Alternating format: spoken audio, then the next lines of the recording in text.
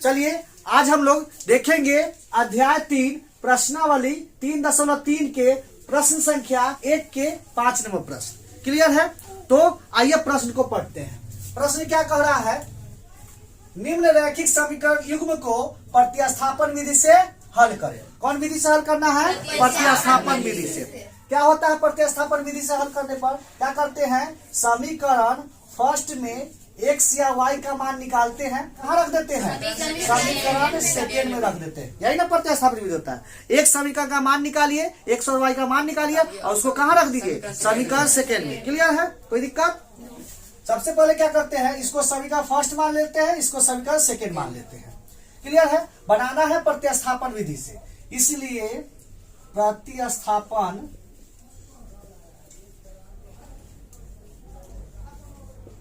विधि से, प्रतिस्थापन विधि से क्या होगा? समीकरण फर्स्ट से क्या लेंगे? √2x plus √3y equal to 0।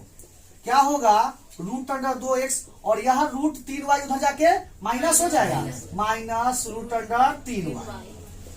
तो x का मान कितना हो जाएगा? माइनस √3y बटा √2।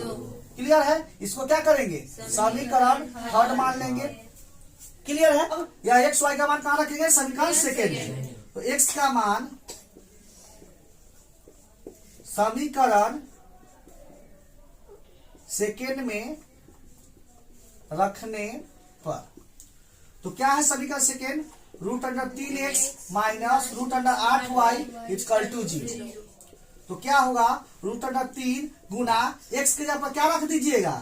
x के जगह पर माइनस √3y बटा √2 माइनस यहाँ क्या हो जाएगा? Minus 8y equal to 0। क्या करेंगे? यहाँ गुना होगा तो √3 क्या होगा? √9 अंदर अंदर गुना हो जाएगा। √9 क्या होगा? y, वो भी माइनस बटा √2 माइनस √8y बटा यहाँ 1 ले लेते हैं इक्वल टू 0। तो क्या होगा? इसका वर्गमूल निकलेगा, कितना होगा?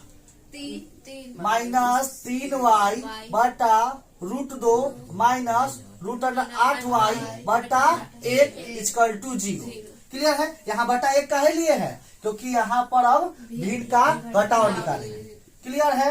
तो क्या होगा? एलसीएम √2 क्या हो जाएगा? माइनस 3y माइनस यहाँ क्या होगा? गुना होगा तो क्या होगा? √8 गुना √2 अंदर अंदर गुना हो जाएगा तो क्या होगा? √16 क्या होगा? √16y equal to 0। क्लियर है? कोई दिक्कत? चलिए क्या होगा? माइनस 3y और यहाँ 16 का वर्गमूल निकलेगा ना, कितना हो जाएगा? माइनस 4y बटा √2 इक्वल टू 0। अब क्या होगा? यह दोनों जुट जाएगा लेकिन माइनस में ही मान देगा। क्या होगा? माइनस 7y बटा √2 इक्वल टू 0। अब y का मान निकालेंगे तो y इक्वल टू क्या हो जाएगा? 0। और यह बराबर के उस साइड जाके क्या हो जाएगा? पलट जाएगा तो क्या होगा? माइनस √2 बटा 7। इसलिए y का मान कितना हो गया? 0 में गुना हो गया तो कितना हो गया? 0। y का मान कितना हो गया? 0। क्लियर है? यहाँ तक कोई दिक्कत? कोई दिक्कत नहीं है। चलिए अब क्या करेंगे? यहाँ आगे यह y का मान कहाँ रखेंगे? समीकरण थर्ड में रखेंगे। फर्स्ट में भी रख सकते हैं, सेकेंड में भी रख सकते हैं, थर्ड में भी रख सकते हैं। कहीं भी रखेंगे तो x का मान निकल जाएगा, लेकिन y का मान समीकरण थर्ड में रखेंगे, यहाँ आसानी से निकल जाएगा। क्लियर है? क्या लिखेंगे? y का मान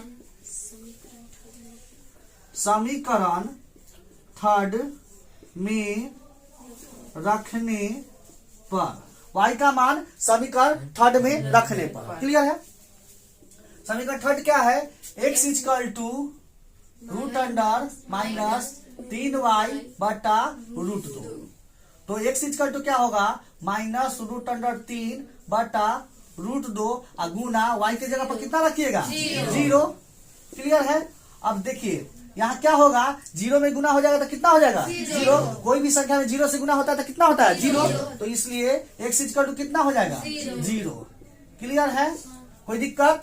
कोई दिक्कत नहीं है। यह प्रश्न यहाँ पर समाप्त होता है। क्लियर है। इस प्रश्न में क्या कह रहा था, निम्न रैखिक समीकरण युग्म को प्रतिस्थापन विधि से हल करें। तो हम लोग क्या किए, प्रतिस्थापन विधि से हल करके x और y का मान निकाल लिया। क्लियर है, कोई दिक्कत, यह लिख लेते हैं। इसलिए x = 0 और y = 0, यह फाइनल आंसर हो जाएगा। क्लियर है, कोई दिक्कत नहीं दिक्कत है। तो यह प्रश्न यहाँ पर समाप्त होता है। हम उम्मीद करते हैं कि यह भी प्रश्न आपको जरूर समझ में आया होगा। यदि क्वेश्चन समझ में आया है तो वीडियो को लाइक करें और ज्यादा से ज्यादा अपने दोस्तों के पास शेयर जरूर करें। मिलते हैं नेक्स्ट वीडियो में इसी तरह के नए प्रश्नों के साथ। तब तक के लिए धन्यवाद।